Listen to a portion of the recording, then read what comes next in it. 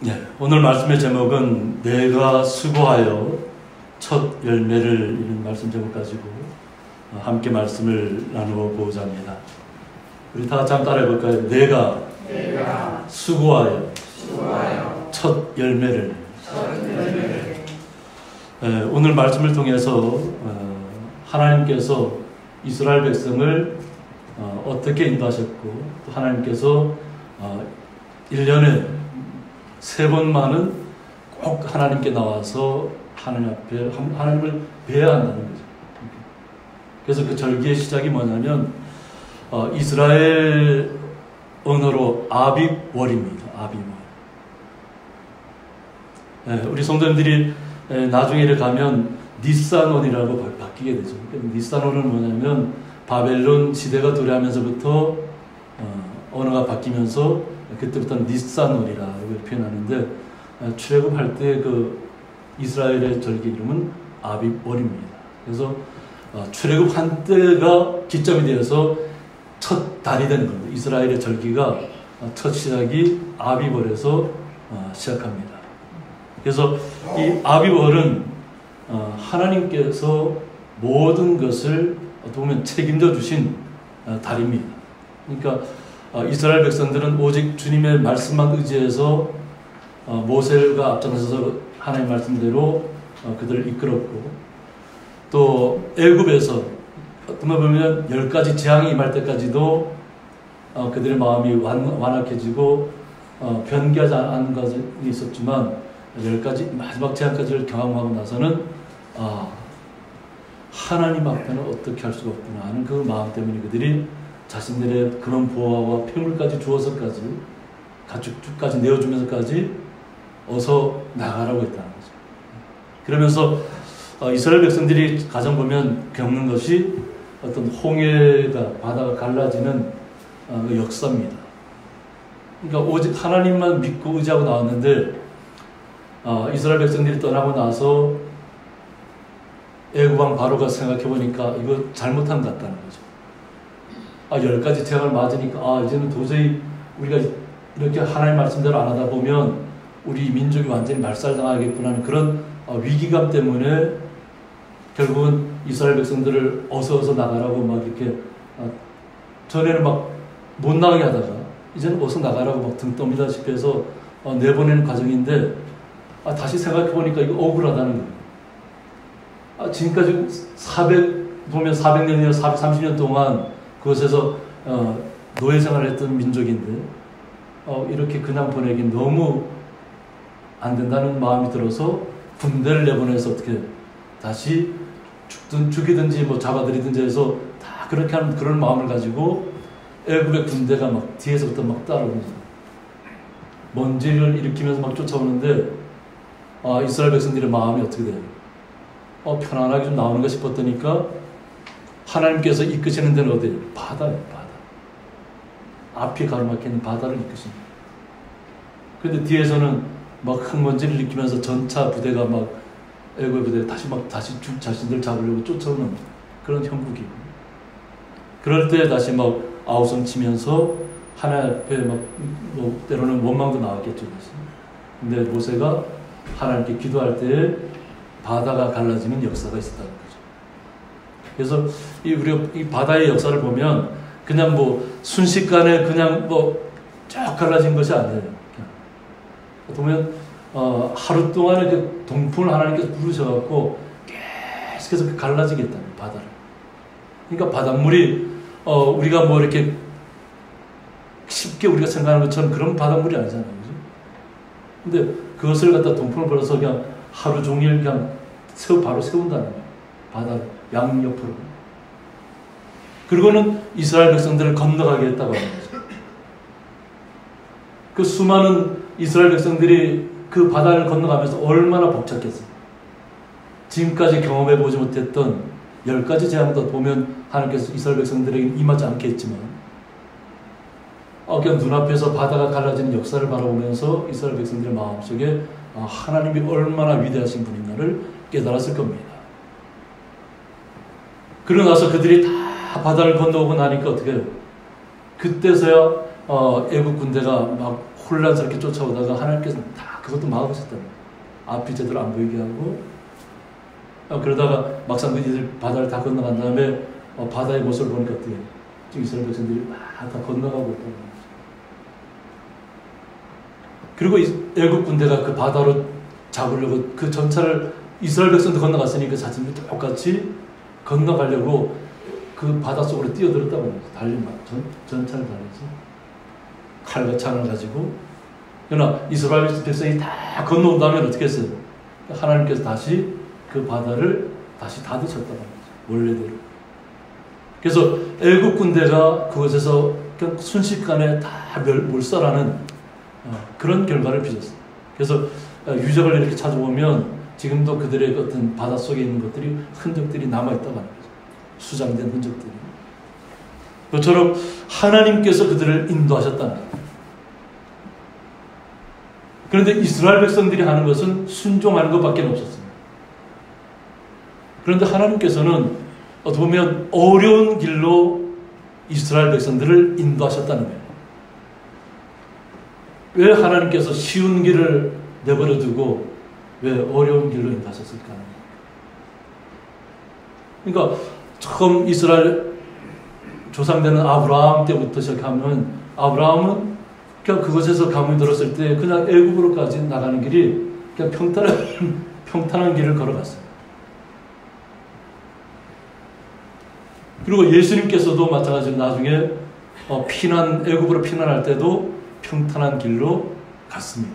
평탄한 길이라서 지금 현재 시대처럼 고속도로 뚫린 그런 건 길은 아니잖아요. 다만 거리라든가 가장 빠른 길을 통해서 갈 수 있는 길. 그러니까 그 당시에는 교역이 있었기 때문에 다니는 길이 있었다고 하죠.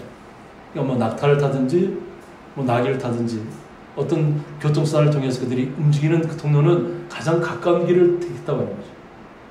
그런데 하나님께서 인도하신 길은 어떻게 보면 사람도 없고 좀 광약길로 인도하기 시작했다는 거예요.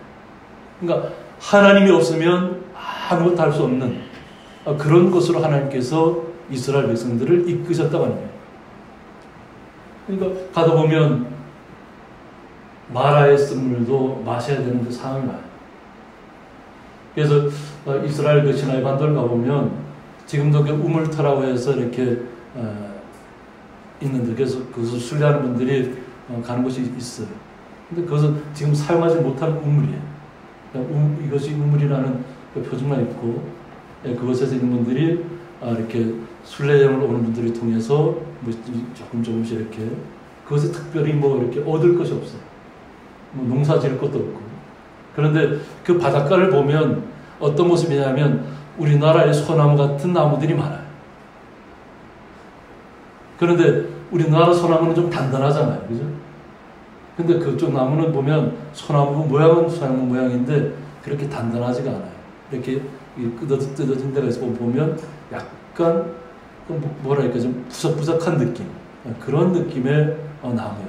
근데도 보면 그 바닷가 쪽에 그런 소나무처럼 생긴 나무들이 질비하게 쫙 있어요. 그런데 그런 곳에 갔다가 막상 물을 찾았는데 쓴물이 마실 수 없는 물. 그래서 결국은 하나님께서 단물로 바꿔주지만 그러니까 하나님이 역사하지 않으면 물조차도 마음 놓고 마실 수 없는 그런 곳이라는 거예요. 근데 하나님께서는 왜 그런 곳으로 이스라엘 백성들을 이끌고 있냐고 하는 거죠. 우리가 3번의 절기인데 아비벌의 절기가 뭐냐면 이스라엘 백성들은 무교병을 먹습니다. 아무 누룩이 첨가되지 않은 그것을 일주일 동안 먹으라고 합니다. 일주일 동안. 이것은 뭐냐면 그때를 기억하라는 거예요. 이미 많은 세대가 건너뛰어서 이미 그들은 이스라엘의 그 처음 그 모든 것을 기억할 수 없는 세대잖아요. 그런데 이스라엘 처음 백성들이 어떻게 이곳을 왔는가를 기억하라고 하는 거예요. 그래서 그냥 누룩이 없는 그 무교병을 먹으면서 그때를 기억하라고 하는 거예요. 이게 뭐냐면 하나님이 전적으로 우리를 도와주지 않으면 우리는 아무런 살 능력이 없다는 겁니다. 이 말씀의 이런 뜻을 보면 광야길로 이끄신 이유가 있어요. 하나님의 전적인 신뢰가 없으면 그 시간을 이겨낼 수 없다고 하는 거죠. 근데 하나님께서는 계속 광야길로 이끄시잖아요. 낮에는 구름 기둥으로, 밤에는 불 기둥으로. 근데 하나님이 인도하시는 대로 따라가야 되잖아요. 그러니까 구름 기둥을 벗어나면 어떻게 돼요? 온전하게 자신들이 버틸 수가 없다고 하는 거죠. 그러니까 전적으로 하나님만을 신뢰해야 되는 그런 상황을 하나님께서 기억하라고 했다는 거죠. 처음 너희 이스라엘 백성들이 출발점이 어딘가를 기억하라는 거죠. 이것이 아비벌을 통해서, 또 니산놀이라고도 얘기하지만 이것을 통해서 1회 동안 기억하라는 겁니다. 우리가 어떻게 40년의 광야 생활을 다 기억할 수는 없지만 1회 동안의 시간을 통해서 하나님께서 이스라엘 백성들을 어떻게 인도했는가를 기억하라고 하는 겁니다. 그래서 하나님께서 이스라엘 백성들에게 항상 기회를 주었던 것 같아요. 평탄한 길로 바로 갈 수 있는 길도 그들에게 열어주었습니다. 그래서 가데스바네에서 12명의 정탐꾼을 보내잖아요. 이스라엘을. 정탐꾼을 통해서 보았다니까 어떻게 해요? 지금까지 광야길을 걸어왔던 그 광야길보다는 가나안 땅이 모든 것이 풍족한 땅이라는 거예요. 그런데 한편으로 생각하면 우리는 그들을 이길 수 없다. 이런 마음이 정탐꾼 중에 10사람의 10지파를 대표하는 사람이 10사람이 그런 마음을 가졌다. 너무나도 좋은 땅이고 풍요한 땅이고, 그런데 그 가나안 땅에 살고 있는 사람들을 봤더니까 기골도 너무 장대하고 뭐 도저히 자신들의 힘으로는 무찌를 수 없는 사람들이라는 거예요. 마음에서부터 미리 포기해버리는 거죠. 하나님은 이 너희들에게 적극 끓는 땅을 너희들에게 주겠다고 약속하고 그 땅을 미리 정탐하게 했는데 10사람은 너무 좋다고 얘기하는 거예요. 너무 좋다. 그런데 우리는 그것을 갈 수 없다는 마음이 먼저 이길 수 없다는 거죠. 자신의 생각으로 사람의 판단이 들어가면 어떤 것도 할 수 없다고 하는 거죠. 그러나 여호수아와 갈렙은 어떻게 했어요? 우리가 하나님 함께 하시면 우리는 언제든지 우리 가서 그들을 우리의 밥이라고 얘기할 수 있다. 하나님이 함께하면 우리는 언제든지 그 땅으로 갈 수 있다. 그런데 10지파를 대표하는 10사람이 마음이 무너지고 결국 그들을 통해서 많은 사람들의 마음이 무너져 내렸다고 하는 거예요. 그래서 하나님께서 보면 한 2년 정도 좀 지나고 나서 빠른 길로 가정 보낼 수 있는, 강야를 한 2년 넘게 좀 체험시키고 나서는 가나안 땅으로 보내려고 했던 하나님의 의도를 이스라엘 백성들이 깨닫지 못했다고 하는 거예요. 지금까지 2년 넘는 시간 동안 하나님만 의지해서 왔는데 적과 꿀이 흐르는 땅을 가서 보고 와서는 사람의 마음의 생각이 들어간다. 자신의 주관이 들어간다. 그리고는 하나님의 사람들의 마음을 흐트러뜨리는 거예요. 깨뜨려버리는 거예요. 그러니까 하나님께서 그들을 멸망시킬 수밖에 없는 상황까지 왔다는 거예요. 하나님을 전적으로 신뢰했다는 것을 그들이 잊었다고 하는 거죠. 그리고 그들은 40년 동안을 그냥 방황하게 됩니다. 광야에서. 그리고 그들은 다 죽고 나서 그들의 자손 후손들을 통해서 다시 한번 이스라엘 땅을 가는데 쉬운 길로 안 간다는 거죠. 하나님께 처음에 올라가게 할 땐 가데스 바네에서 바로 올라가면 정말로 좋은 땅 길로 갈 수 있는 땅임에도 불구하고 또 그 앞에 막아선 나라들이 있었지만 결국은 또다시 광야 같은 지역을 통과해서 가야만 하는, 하루에서 하나님의 역사를 다시 한번 보게 하는 시간들을 갖게 한다고 하는 거죠. 그래서 너는 매년 3번 내게 절기를 지킬지니라. 너는 무교병의 절기를 지키라. 내가 내게 명령한 대로 아비벌의 정한 때에 1회 동안 무교병을 먹을지니 이는 그달에 내가 애굽에서 나왔음이라. 빈손으로 내 앞에 나오지 말지니라 하고 있습니다. 그것을 기억하는 날이에요. 그런데 어떻게 보면 아무것도 없는 시대잖아요. 뭘 곡식도 저장하실 것도 다 끝났고, 그죠? 그런데도 하나님께서 하나님 앞에 나올 때는 빈손으로 나오지 말아라. 이게 뭐냐면 뭐 많은 것을 가지고 나오라는 그런 의미가 아니에요. 우리의 마음을 가지고 나오더라도 온전한 마음을 가지고 주님 앞에 나와야 한다는 거예요. 그런데 오늘 맥주자를 살펴볼 것은 뭐냐면 하나님께서 이것은 우리의 수고를 인정해 주시는 달이에요. 6월에 시작해서 6월절을 경험하는 것은 뭐냐면 하나님의 전적인 도움이 없이는 우리가 살 수 없다는 것이었다면 이제부터는 우리가 수고하고 땀을 흘렸다는 거예요. 씨앗을 뿌리기 위해서는 어떻게 해요? 땅을 갈아엎어야 되잖아요.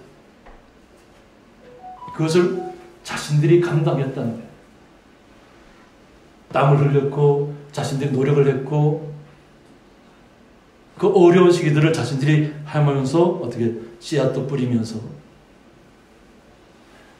우리가 생각하면 우리 마을에서는 어떻게 마늘을 갖다가 미리 이미 한 겨울을 지냈잖아요. 그죠? 그리고 나서 가장 처음 수확하는 것이 우리 마늘이잖아요. 이게 절기를 따보면 우리가 장마 시간 때 그리고 마늘 장마가 오기 전에 우리가 마늘을 먼저 딱 거두고 나면 딱 맥주감사절이에요. 그래서 음력으로 보는 것이 가장 맞을 것 같아요. 음력. 이스라엘 절기도 음력으로 시작합니다. 태음태양력이라고 얘기하는데 음력으로 시작한 날을 따라서 씨앗을 뿌리고 또 우리의 수고와 노력을 통해서 결실을 맺었다고 하는 거죠. 그러니까 하나님께서 우리의 수고와 땀을 기억하신다는 얘기예요. 그래서 하나님께서 보면 뭐 많은 것을 요구하는 것이 아니라 그 중에 가장 좋은 첫 이삭단을 가져와서 하나님 앞에 저희들이 이렇게 수고해서 요제라고 합니다. 요제. 흔들어서 이렇게 드려지는 겁니다. 그러니까 우리의 수고와 노력을 통해서 이렇게 결실을 맺었습니다 하고 하나님 앞에 나와서 감사하는 시간이에요. 보면 하나님께서 내가 너희들의 그 수고하고 노력했고 땀 흘렸던 그 모든 것을 내가 알고 있다 하는 그런 의미예요. 내가 너희들의 그 수고와 땀을 잘 알고 있다. 그것을 하나님 앞에 나와서 고백하는 거죠. 첫 이삭을 가지고 나와서. 첫 열매를 가지고 나와서. 그래서 하나님께서 우리의 마음을 보면 내가 너의 마음을 잘 알고 있다. 위로해 주는 그런 이야기. 우리는 생각하면 무슨 절기마다 무조건 하나님 앞에 뭐 무슨 많은 것을 하나님께서 요구하시는 것처럼 생각하면 그건 잘못된 판단이에요. 하나님께서 우리는 뭘 요구하시는 것이 아니라 기억하라는 거예요. 유교절 때는 6월 때는 전적인 하나님의 은혜가 아니면 너희들은 살 수가 없는 그런 가운데 있었지만 내가 전적으로 내가 보호해 줬다. 그러나 이스라엘 땅에 가나안 땅에 들어간 후로는 어떻게 해요? 그동안 너희들이 수고하고 너무나도 많은 땀을 흘렸다. 그것을 내가 너무나도 잘하고 있다. 그것을 하나님 앞에 기념으로 나와서 드리는 거예요. 그러니까 하나님께서 우리의 마음을 위로해 주시는 날입니다. 그러니까 하나님께서 나를 알아주신다는 거예요. 우리는 생각할 때 우리가 무조건 하나님 앞에 뭐 드리는 것으로 생각하는데 그것이 아니라 하나님께서 우리를 위로해 주시고자 이 절기만은 꼭 기억해야 된다. 지켜야 된다. 하나님께서 우리에게 많은 것을 요구하기 위해서 절기를 지키라고 하는 게 아닙니다. 하나님이 우리와 함께 하신다는 것을 우리의 마음속에 새겨야 한다는 거예요. 전적인 하나님의 주권 아래에 있을 때도 있지만 때로는 우리가 땀을 흘리고 노력을 해야만 되고 그 노력하다 보면 어려운 시기들을 많이 겪잖아요. 때로는 뭐 열매를 결실을 잘 못 거둘 때도 있고 그렇지만 우리의 수고와 그 노력들은 하나님께서 잊지 않으신다는 거예요. 그것을 우리가 오늘 맥주감사절을 통해서 첫 이삭을 주님 앞에 드리는 그런 시간이에요. 그러니까 우리가 주님 앞에 나와서 주님 제가 좀 어려운 시간을 겪었지만 우리는 마늘을 심을 때 얼마나 힘드셨어요. 캘 때도 힘드셨고 막 여기는 다른 곳은 비가 많이 왔지만 여기는 비가 많이 오지 않아서 캘 때 너무 힘들었을 거 아니에요. 땅은 딱딱하고 잘 캐지지는 않고 이제 그런 것들을 하나님께서 다 아신다는 거예요. 내가 너희들의 그런 노력들을 다 알고 있으니까 너희는 걱정하지 마라. 하나님께 다 위로해 주실 것이고 하나님께 책임져 주실 것이니까 너희들은 주님 앞에 감사하고 기억하라. 그래서 오늘 말씀을 통해 백주절을 지키라. 이는 내가 수고하여 밭에 뿌린 것의 첫 열매를 거둠이니라 하고 있습니다. 우리 수장들에 대해서는 저희들이 오늘 살펴보지 않아도 될 것 같고, 오늘 야고보서 2장 22절에 보면 내가 보거니와 믿음이 그의 행함과 함께 일하고 행함으로 믿음이 온전하게 되었느니라고 야고보서 2장 22절에 말하고 있습니다. 우리가 믿음은 하나님의 전적인 은혜로 우리에게 온 거예요. 하나님의 선물로 우리에게 믿음이 들어온 거예요. 내가 노력해서 내가 하나님 나라를 가기 위해서 특별하게 특출하게 내가 노력을 했고 내가 뛰어났기 때문에 하나님의 선택을 받은 것이 아니라는 거예요. 예수님 그리스도를 통해서 하나님의 나라를 우리에게 복음을 알려주셨다는 거예요. 예수님 때문에 우리는 믿음을 소유하게 되었습니다. 이것을 우리가 기억해야 됩니다. 단지 우리가 드려지는 것, 이것을 나의 것을 드립니다 하는 그런 의미에서 끝나서는 이런 의미가 아무것도 없어요. 하나님의 전적인 하나님의 은혜요 선물이요 하나님이 우리와 함께하지 않으면 그 어떤 것도 거둘 수 없다는 거예요. 그러므로 우리는 오직 믿음으로 행해야 됩니다. 우리가 믿음으로 행한다는 것은 뭐냐면 하나님의 나라를 소망하면서 행하는 거예요. 우리의 관심이 그냥 세상에만 머물러 있어서는 안 돼요. 항상 우리는 이 땅에서 잘 되고 이 땅에서 장수하고 이 땅에서 많은 것을 누리게 해달라고 이렇게 기도하는 부분들이 많잖아요. 그죠? 그런데 우리 궁극적인 소망은 뭐냐면 하나님의 나라를 소망하고 이 땅에서 전적인 하나님의 은혜 가운데 광야길을 걸어가는 것이고 때로는 우리의 수고가 있고 우리의 땀이 있고 때로는 우리의 눈물이 있고 또 엎어짐도 있고 넘어짐도 있을 거 아니에요. 그런 가운데 하나님께 언제든지 나와 함께 하셨다는 믿음. 주님이 나와 함께 하시기 때문에 제가 그 어떤 두려움도 이겨내고 제가 이 길을 걸어갈 수 있다고 하는 고백들을 우리는 해야 될 줄 믿습니다. 우리의 고백이 주님 앞에 들려져야 돼요. 삶의 고백이 우리의 기도가 보면 산을 옮길 만한 믿음의 기도가 없다고 수요일날 우리 말씀을 통해서 본 것처럼 보면 겟세마네의 기도가 뭐예요? 올리브 기름을 완전히 다 짜내는 것 같은 자기의 모든 진액을 다 짜내면서 그냥 자신의 목숨까지도 내놓을 그런 기도예요. 근데 그 기도가 나의 유익을 위함이 아니라 하나님께서 원하시는 뜻을 이루게 하는 기도였던 거예요. 그런 기도는 하나님께서 응답해 줄 수밖에 없는 거죠. 그러니까 산이라도 옮길 만한 믿음이 생긴다고 합니다. 근데 우리는 우리의 기도가 그냥 내가 이 정도 기도하면 하나님이 들어줘야 되는데 이 정도 기도했다고 생각했는데 하나님이 응답이 없어요. 그러면 하나님 나와 함께 하자는 것처럼 막 이렇게 떠나가는 사람들이 많잖아요. 근데 그런 우리는 믿음의 기도가 아니고 우리는 천국을 소망하며 살아가는 기도예요. 하나님의 나라에 이르기까지 때로는 우리가 어려움도 겪을 수 있고 고생도 할 수 있고 여러 가지 안 좋은 환경들을 만날 수 있어요. 그러나 이 모든 과정을 거쳐야만 하나님의 나라에 이룰 수 있다는 거예요.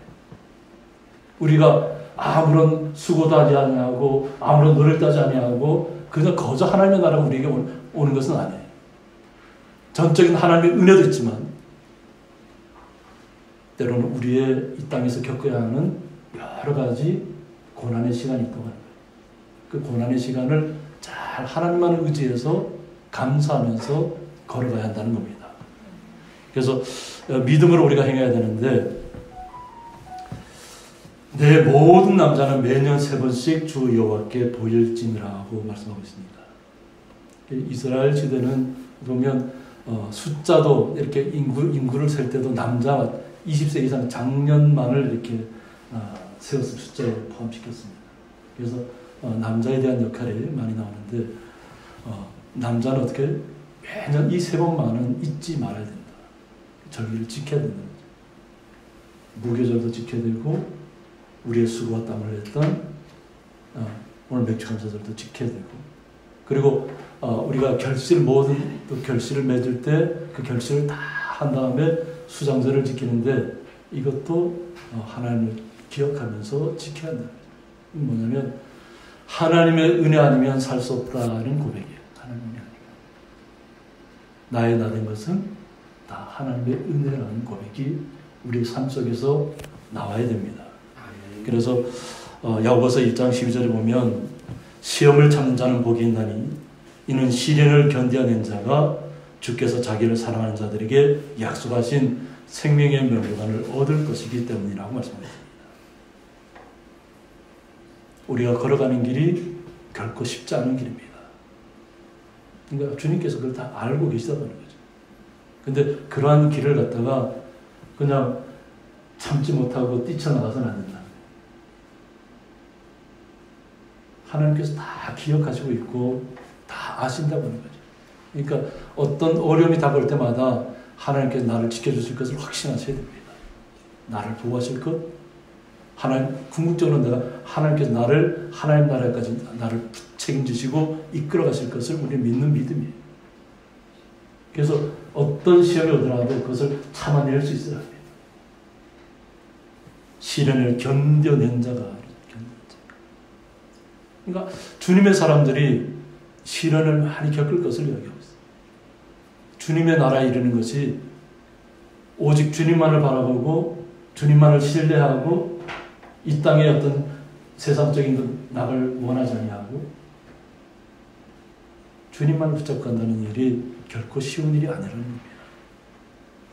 그 길을 견뎌내라고 하는 것이 견뎌내라. 그래서 주께서 자기를 사랑하는 자들에게 약속하신 생명의 멸관을 얻을 것이기 때문이다. 우리는 궁극적으로 뭐예요? 생명의 멸관을 얻기 위해서 우리가 오늘도 주님 앞에 우리의 수고와 땀을 통해서 주님 나를 잊지 말아달라고 얘기하는 거예요. 주님의 뜻을 실현하기 위해서 이렇게 어려운 일도 제가 감당하고 주님 앞으로 계속해서 발걸음을 옮기고 있습니다는 고백이에요. 그러면 이사야 43장 7절 보면 내 이름으로 불려지는 모든 자 곧 내가 내 영광을 위하여 창조한 자를 오게 하라. 그를 내가 지었고 그를 내가 만들었느니라고 했습니다.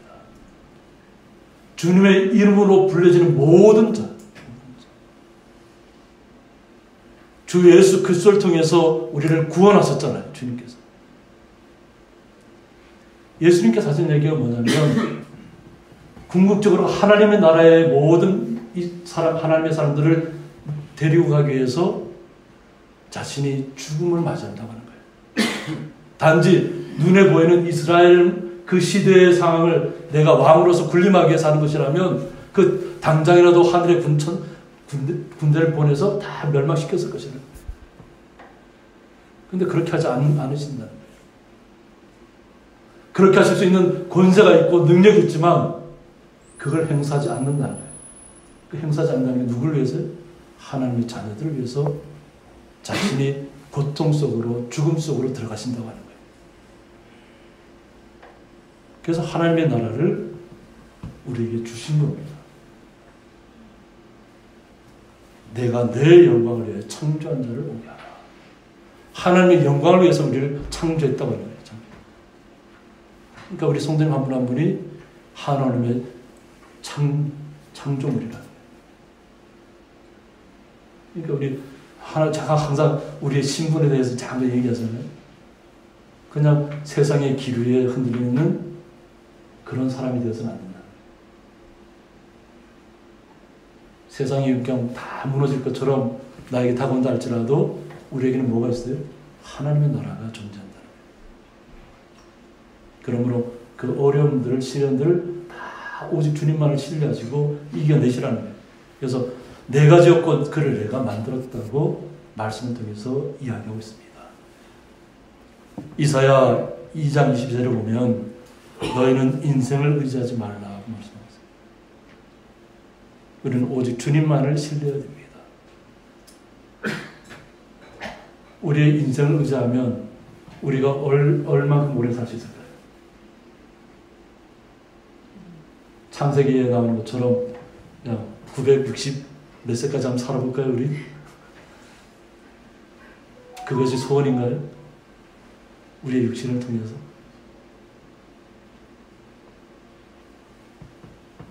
우리는 하나님의 나라가 우리에게 온전하게 임하면 우리의 나이, 우리의 육체, 연약함, 고통, 슬픔, 아픔 이 모든 것들은 다 이겨낼 수 있습니다.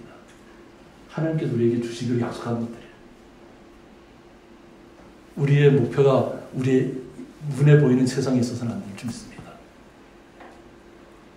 세상에서 무언가를 다 이루면 복받은 사람인가요? 그냥 아무 데도 아프지 않고 그냥 모세처럼 120살까지 기도 먹지 않고 눈도 먹지 않고 그냥 그렇게만 그냥 사는 것이 우리의 목표인가요? 우리의 목표는 그것이 되어서는 안 됩니다.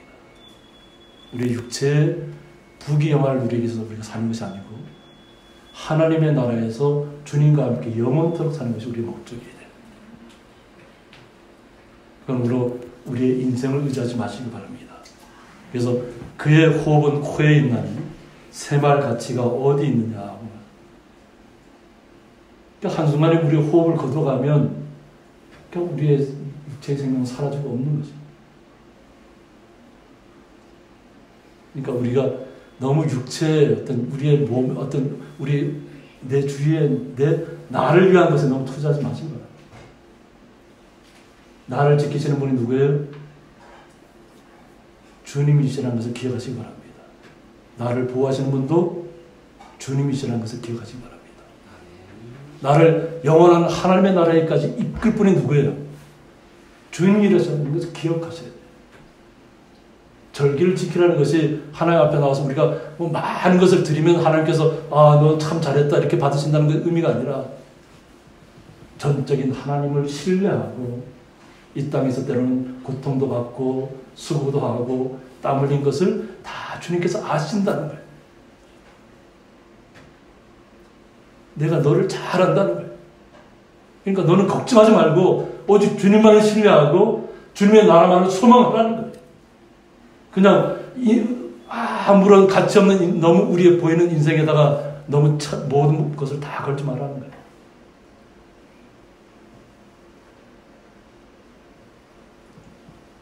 그냥 세상만 바라보면 어떻게 해요? 그냥 공포 속에 살아야 돼요. 공포 속에.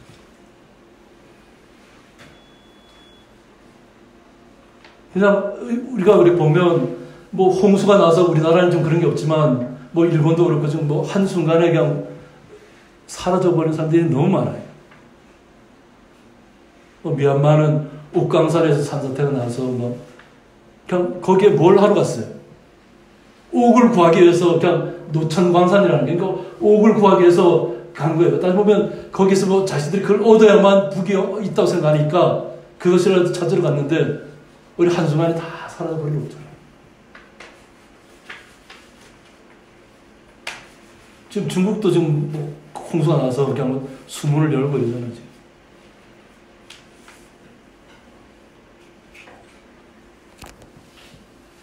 우리가 세상 속에서 보이는 것에 너무 목표를 두시면 안 될 줄 믿습니다. 우리의 목표는 어디예요? 하나님의 나라예요. 하나님의 나라. 그것이 그런데 하나님의 나라가 어떻게 해서 와요? 하나님을 전적으로 신뢰했을 때. 하나님을 기억하라는 얘기예요. 이 절기를 매번 하나님 앞에 나와서 3번 그 광야길을 때로는 걷고 험한 길을 걸어와서 1년에 한 3번씩 그 먼 길을 와야 하는 이유가 뭐냐면 하나님을 기억하라는 거예요. 내가 너희들과 함께 하고 있다. 내가 너희들을 지키고 있다. 내가 너희들의 수고를 안다. 그러니까 오직 그 어떤 걱정, 근심 다 내려놓고 나만 의지하라. 하나님만 의지하라. 그 말씀을 하기 위해서 우리의 절기를 지키라고 하는 거예요. 함께 기도하겠습니다. 내가 수고하여 첫 열매를 이라는 말씀을 통해서 하나님께서 저희들 향한 주님의 뜻을 다시 한번 저희들 마음속에 새깁니다. 눈에 보이는 것만을 추구하지 않게 하여 주시옵고 우리가 아는 것만을 쫓아가지 않게 하여 주시옵고 오직 눈에 보이지 않을지라도 말씀으로 우리에게 약속하셨고 영원한 하나님의 나라를 우리에게 말씀으로 보여주셨습니다.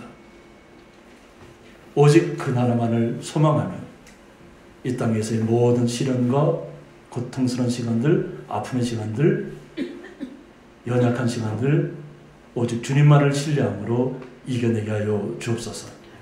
그래 아름다운 열매를 주님 앞에 드릴 수 있도록 주의 거룩한 성도들을 복주시고 새롭게 하여 주옵소서. 예수님의 이름으로 기도드리옵나이다. 아멘.